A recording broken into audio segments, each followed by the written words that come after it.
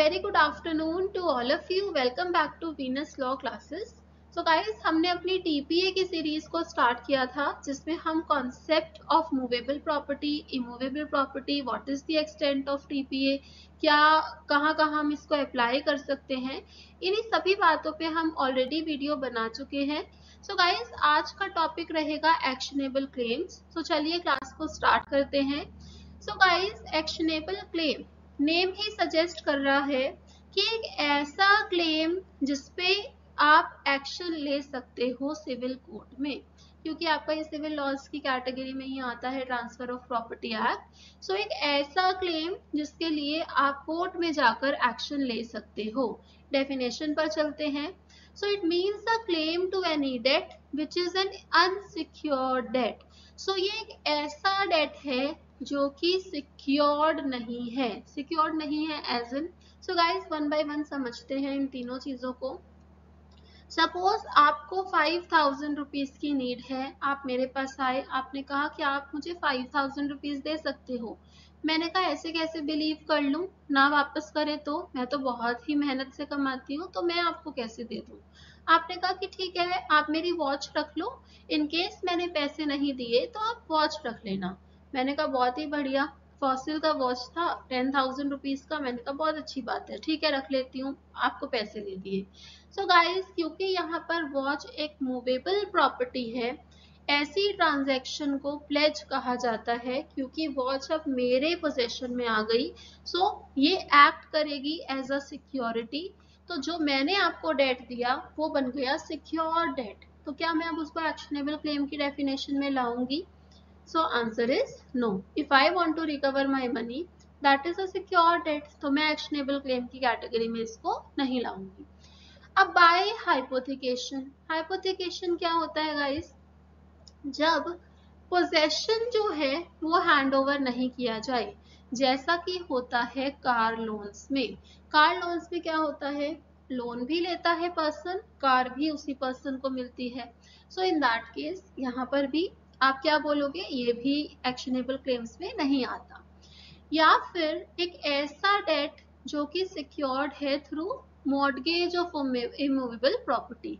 Mortgage को हिंदी में बोलते हैं गिरवी रखना. सपोज आपको 15 लाख रुपए की नीड थी, 15 लाख.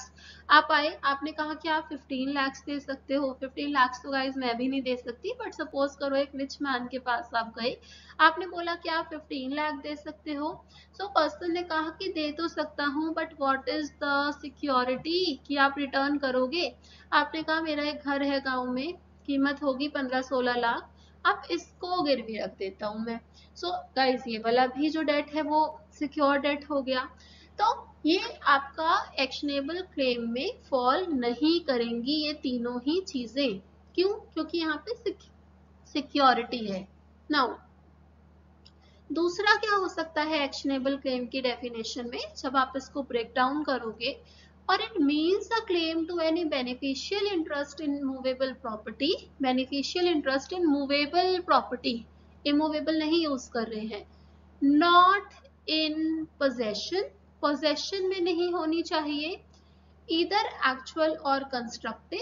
एक्चुअल मतलब बिल्कुल डायरेक्ट पोजेशन होना, कंस्ट्रक्टिव मतलब indirect possession of the Clement, कि जो पर्सन एक्शन ले रहा है वो प्रॉपर्टी उसके पोजेशन में नहीं होनी चाहिए.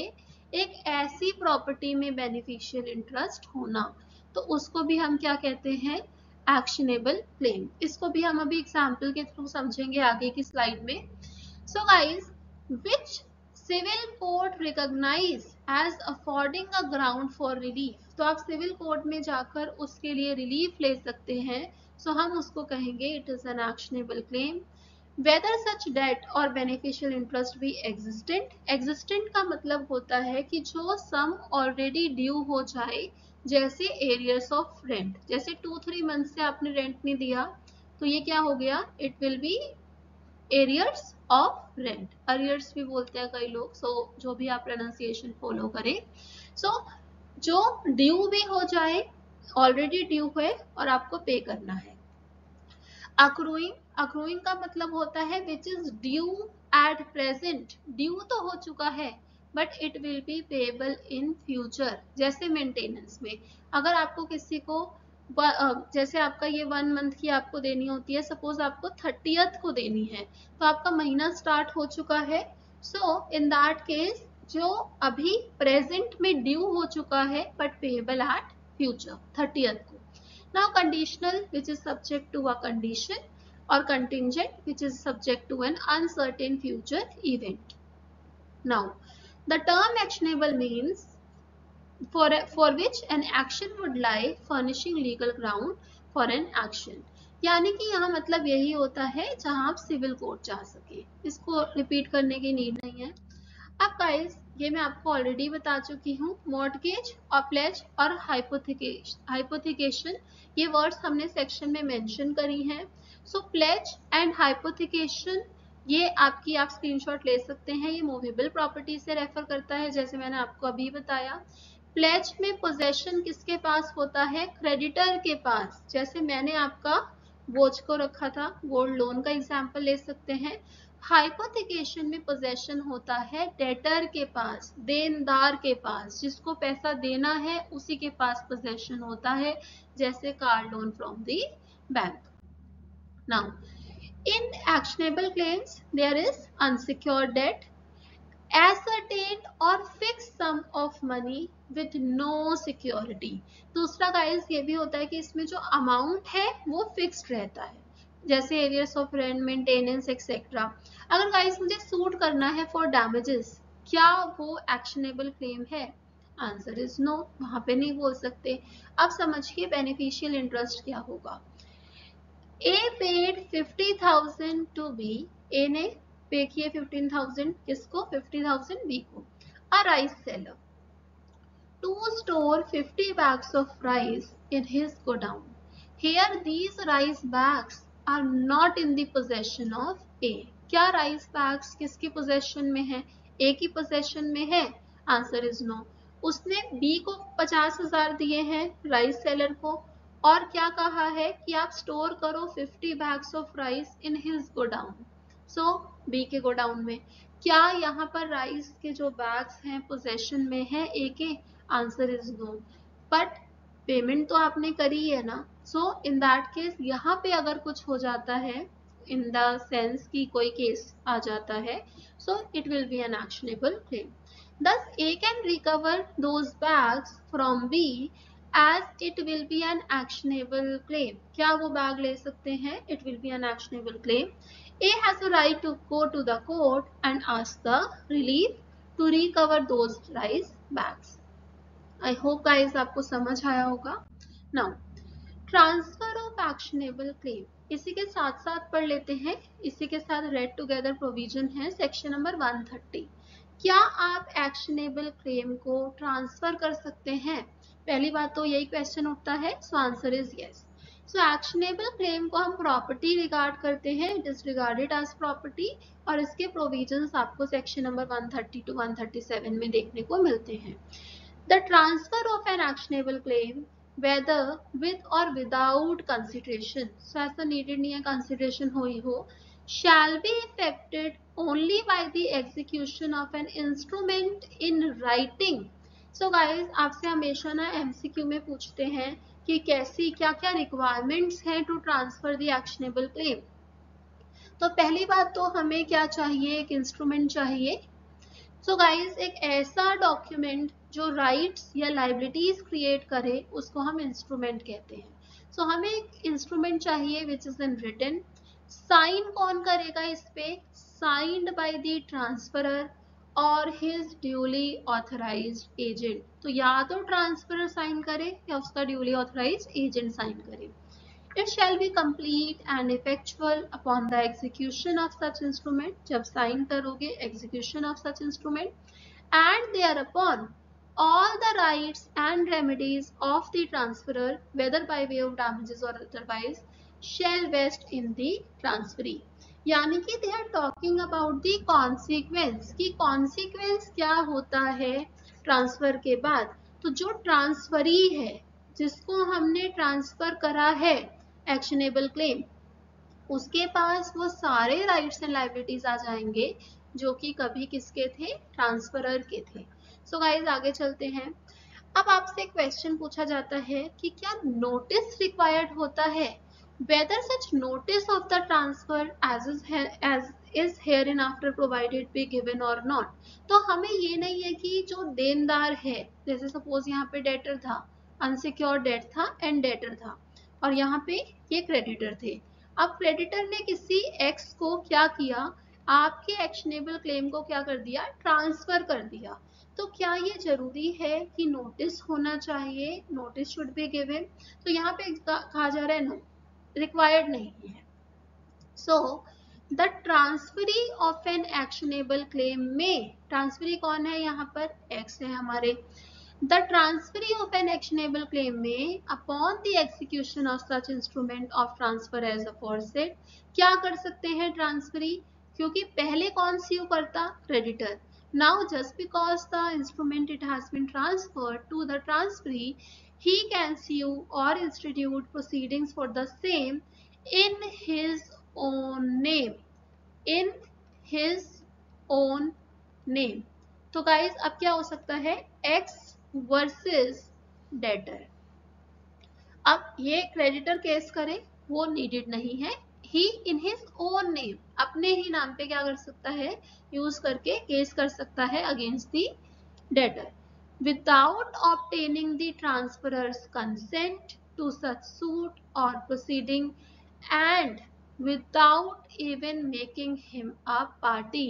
अब अगर सपोज एक्स वर्सेस डेटर हो रहा है, तो क्या ये रिक्वायरमेंट है कि हम इसको वो बनाएं, क्रेडिटर को पार्टी बनवाएं?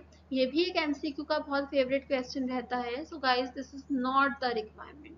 तो गाइस हमने क्या समझा अभी तक, हमने ये समझा कि जब हम ट्रांसफर कर देते हैं सारे राइट्स वेस्ट हो जाते हैं, नोटिस की रिक्वायरमेंट नहीं होती है। साइन कौन करता है, एग्जीक्यूटर और उसका ड्यूली ऑथराइज एजेंट। ट्रांसफरर को पार्टी बनाया जाए वो रिक्वायरमेंट नहीं है। So guys, the proviso to section 130 is to be read with illustration 1 of 130, which are as follows.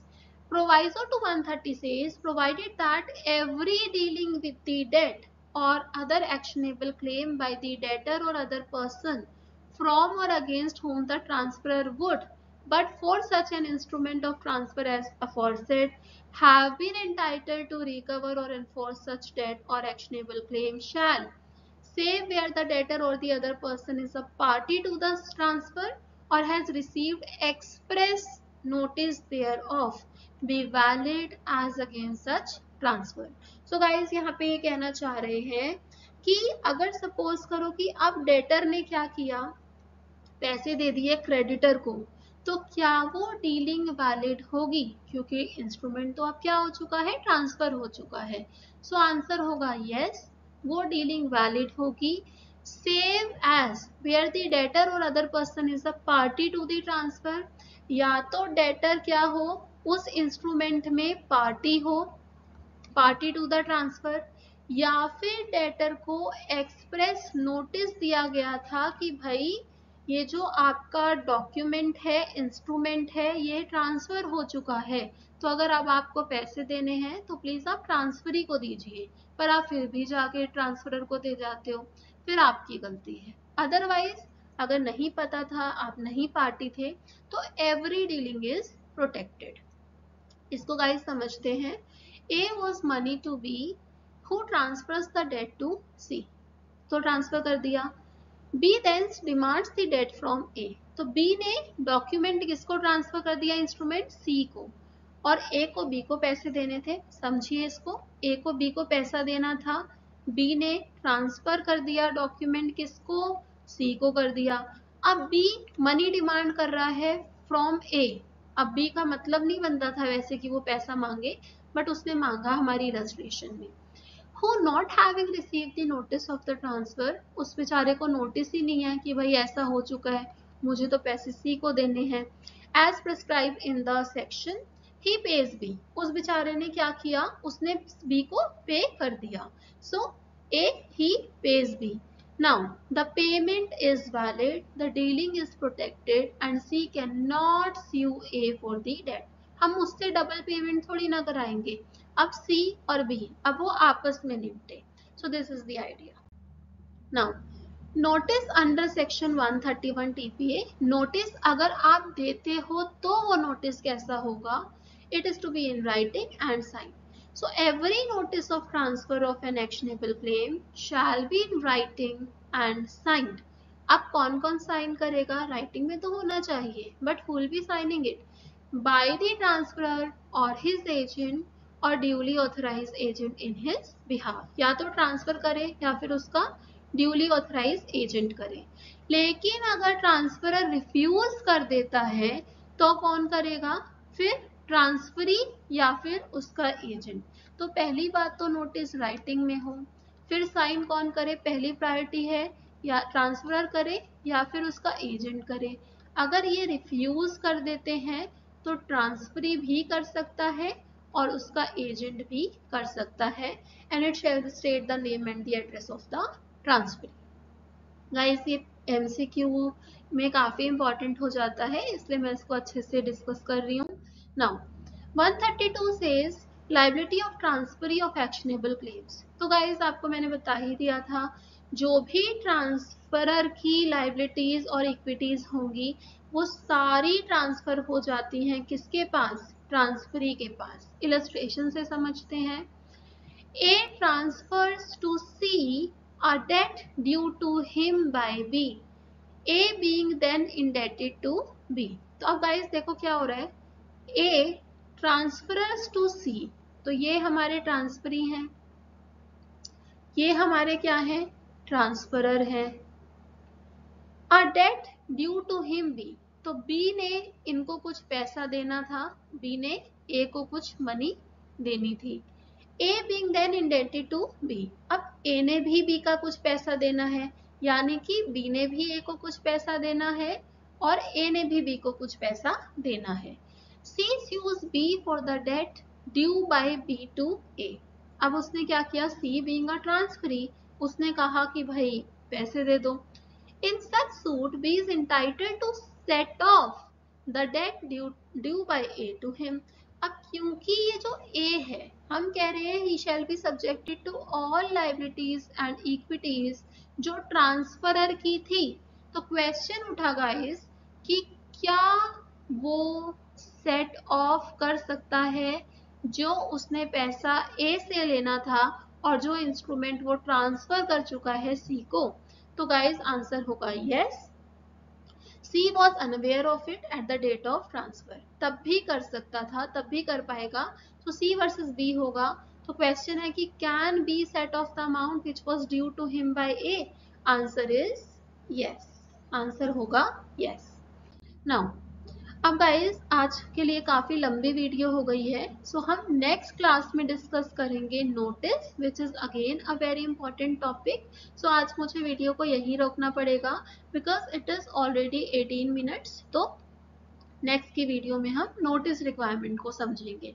I hope guys आपको एक्शनेबल क्लेम्स का टॉपिक समझ आया होगा. आई ट्राइड माई बेस्ट, एक दो बुक से जो भी मुझे मटेरियल रेलेवेंट लगा. So kindly like the video अगर आपको कंटेंट पसंद आया, and also share it with your friends.